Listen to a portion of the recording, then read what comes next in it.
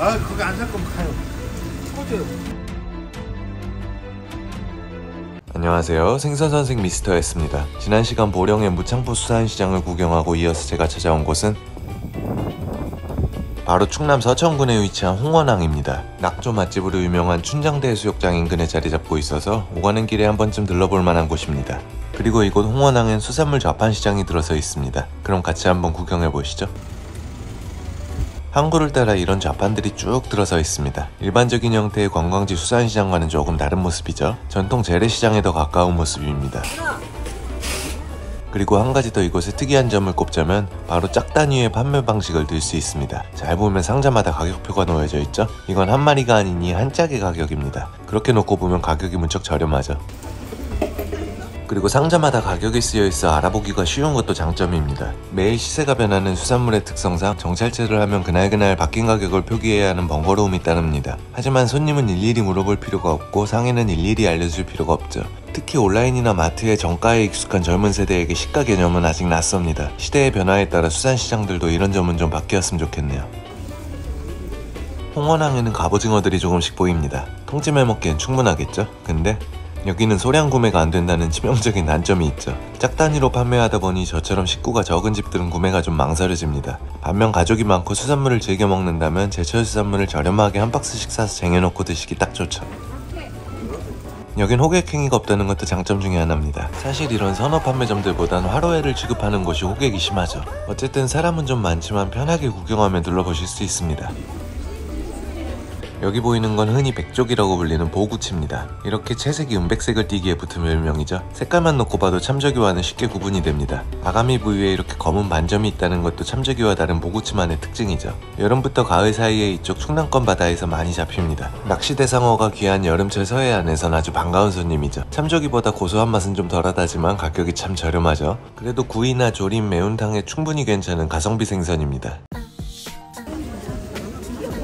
그리고 역시나 여기에도 꽃게들이 많이 올라왔습니다. 한 짝 가득 수북히 담긴 꽃게가 단돈 3만원, 5만원이라니 정말 싸죠. 근데 잘 보면 가격대에 따라 꽃게의 차이가 있습니다. 보이시나요? 3만원, 5만원짜리 상자에 들은 건 모두 암캐입니다. 크기도 작고 알도 없습니다. 배딱지 색깔이 시퍼렇죠. 암컷의 경우에는 얘기가 조금 다릅니다. 잘 보시면 배딱지 색이 보이는데요. 이렇게요. 푸른빛을 나타냅니다. 배딱지 색깔이 하얗거나 파란 것보다는 붉으스름한 게 좋죠. 배가 시퍼런 건 알도 살도 없을 확률이 높다고 했었죠. 다시 시장으로 돌아와서 8만원짜리 상자에 들은 건 모두 배가 뾰족한 숙개인 걸 알 수 있습니다. 시세는 품질을 반영하기 마련입니다. 아직은 암캐보단 숙개를 드시는 게 좋아요. 홍원항의 수산물이 저렴한 건 사실이지만 이런 부분은 고려해서 구매하시면 좋겠네요. 그리고 살아있는 활꽃게는 키로 단위로도 판매하는데 가격은 좀 더 비쌉니다. 선악꽃게는 값이 저렴하지만 안전한 건 역시 활게죠. 특히 찜으로 드실 거라면 더더욱 그렇죠. 바로 옆 항구 쪽에는 위판장이 자리 잡고 있습니다. 오후 시간이라 경매는 없고 물건들도 거의 빠졌네요. 꽃게와 참소라, 보구치가 보이는데 야, 이거 무지하게 큽니다. 어린아이 머리통만한데요. 그리고 여기에도 주인을 기다리는 꽃게가 아직 많습니다. 정말 꽃게가 철이긴 한가봐요. 그렇죠. 꽃게에 대해서 조금만 더 떠들어 볼게요. 이렇게 많은 꽃게들이 담긴 곳을 보면 가끔씩 이렇게 배 쪽이 누렇게 변색된 것들이 섞여 있는 걸 볼 수 있습니다. 반면 그 옆에 것은 배가 아주 뽀얀데 이게 어떤 차이인지 아시나요? 배가 누런 것은 탈피한 지 오래됐다는 증거입니다. 탈피 이후 게의 껍데기는 투명색에서 이런 불투명한 백색으로 변하고 이후엔 시간이 흐를수록 이렇게 누렇게 됩니다. 이걸 묵은 게라고 하죠. 탈피한 지 그만큼 오래됐다는 의미로 이는 곧 수율이 좋다는 뜻이죠. 흔히 사람들은 뽀얗고 깨끗한 게 상품성이 좋다고 생각하지만 실상은 반대입니다. 아는 사람들은 이 묵은 게만 찾는다는 거. 아까 잠깐 설명했던 백조기는 이쪽에도 많이 보이네요. 위판장 작업이 마무리되고 있네요. 오늘도 고생 많으셨습니다. 어쨌든 요즘 꽃게 풍년이라고 난리인데 이런 것들도 참고하셔서 더 좋은 꽃게 더 맛있게 즐기셨으면 좋겠습니다. 그 와중에도 곳곳에서 꽃게들이 계속 들어오고 있네요.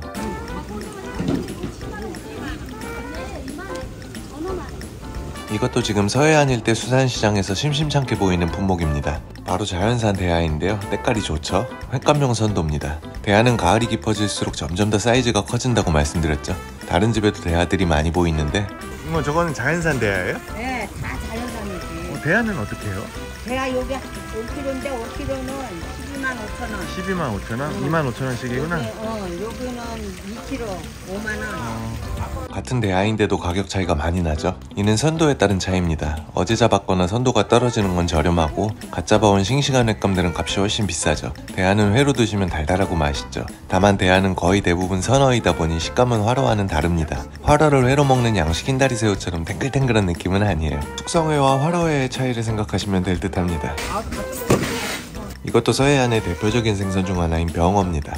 예전에 비해 정말 가격이 많이 오른 생선이죠. 사시사철 맛있는 생선이기도 합니다. 회, 구이, 조림 등 쓰임새가 많죠. 그리고 병어 중엔 가끔 이렇게 커다란 것들도 있어요. 이런 건 시장에서 덕자라는 귀여운 별명으로 불리곤 합니다. 비쌀 땐 큼지막한 놈 한 마리 20만 원이 넘어가기도 하죠. 그 외에 여기도 집집마다 전어들도 많이 판매하고 있습니다. 이 집은 가격표에 전어 샘플을 붙여놨는데 야 이거 센스가 보통이 아닙니다. 말이 너무 많았죠? 웬만한 대표 어종들은 다 설명했습니다. 그리고 여긴 가격표도 다 붙여놨으니 잠시 그냥 편하게 한번 둘러보시죠.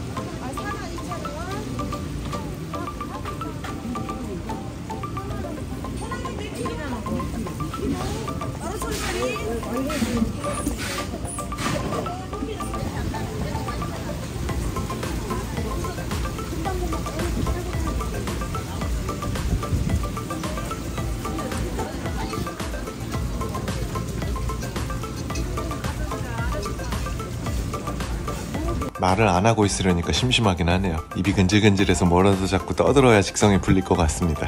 근데 문득 드는 생각이 이렇게 편집하면 만질 것도 없고 개꿀.